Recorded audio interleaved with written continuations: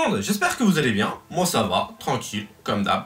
Alors aujourd'hui, dans cette vidéo, on va parler des basiques en musculation et comment on en vient à stagner et à ne plus progresser. Alors comment peut-on en venir à ne plus progresser alors que la progression en musculation n'est pas vraiment une chose compliquée? Eh bien, figurez-vous que la réponse, elle est plutôt simple. Si on arrête de progresser en musculation, c'est des fois tout simplement parce qu'on complique trop les choses. Oh bon!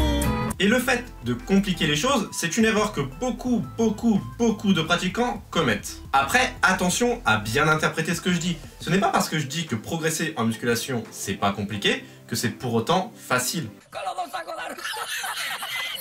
Et la clé de la progression en musculation, c'est la discipline et la régularité sur le long terme, tant au niveau de l'entraînement qu'au niveau alimentation. Ensuite, les principes qui permettent de faire grossir les muscles restent les mêmes, et c'est pour ça que j'ai parlé de basique. Simple, basique. Et en ce qui concerne l'entraînement, ces principes, ça va tout simplement d'être d'entraîner et de stimuler chaque groupe musculaire avec un volume, une fréquence et une intensité de travail suffisant. Alors au niveau de la fréquence, le top c'est d'entraîner chaque groupe musculaire au moins 2 fois par semaine. Pour le volume d'entraînement, on conseille entre 10 et 20 séries par groupe musculaire par semaine. Après ça, ça dépend aussi des objectifs, des points faibles et des groupes musculaires en question. Et en termes d'intensité, brasser de l'air, ça va pas vraiment vous faire progresser.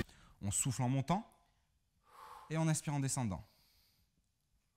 Parfait. Du coup, vous allez devoir forcer sous les barres. Mais attention à ne pas toujours aller à l'échec. Pour ça, arrêtez-vous 1 à 2 reps juste avant l'échec. Après, rien ne vous empêche d'aller à l'échec musculaire de temps en temps, ça peut même être bénéfique. Par contre, si vous le faites à chaque série et à chaque séance, vous allez droit dans le mur. Ensuite, il faudra veiller à augmenter la difficulté petit à petit, soit en augmentant le nombre de répétitions, soit en augmentant le poids sur les barres, ou alors en réduisant le temps de repos. Ça s'appelle la surcharge progressive. Voilà pour la partie entraînement. Vous voyez, c'est pas terriblement compliqué.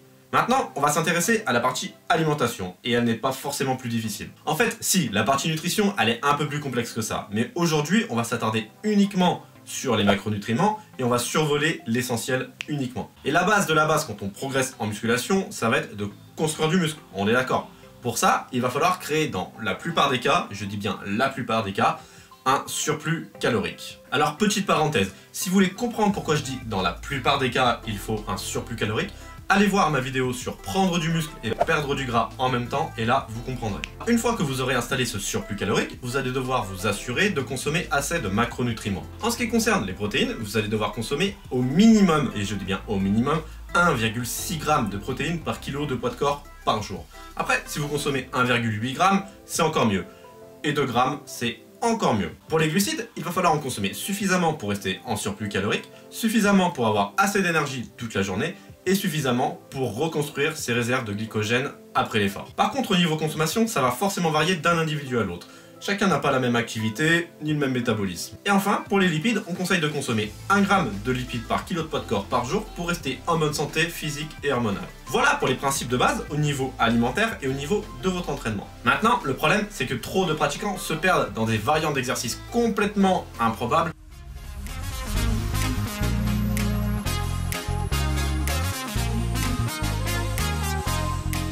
et des techniques d'intensification sans queue ni tête. On va voir comment fonctionne la sérounique avec un bodybuilder de compétition.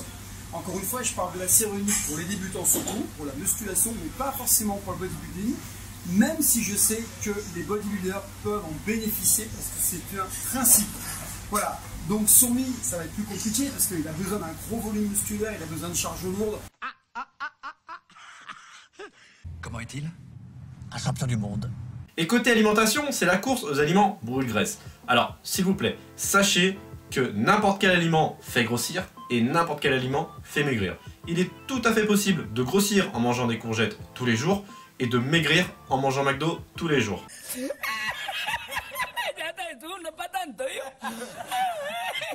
À ce niveau, tout ou presque dépend de la balance calorique, que ce soit le surplus calorique pour gagner du poids ou alors le déficit calorique pour en perdre. Et c'est malheureusement de cette manière que les gens finissent par ne plus progresser en musculation. Les basiques sont mis de côté alors que la complexité est mise en avant. Et ça, l'industrie du fitness l'a totalement compris. Que ce soit les vendeurs de compléments alimentaires avec les derniers compléments miracles à la mode, ou alors les coachs avec leurs programmes révolutionnaires. Pour finir, revenez aux basiques en termes d'entraînement, en termes d'alimentation et en termes de compléments alimentaires. Et vous verrez, les progrès, ils reviendront. Voilà pour cette petite vidéo, j'espère qu'elle vous aura plu, qu'elle vous aura été utile. Si c'est le cas, pensez à liker, à partager, à commenter Et si vous n'êtes pas encore abonné à ma chaîne, abonnez-vous en cliquant juste ici. Allez, on se retrouve très vite pour une prochaine vidéo. Ciao tout le monde!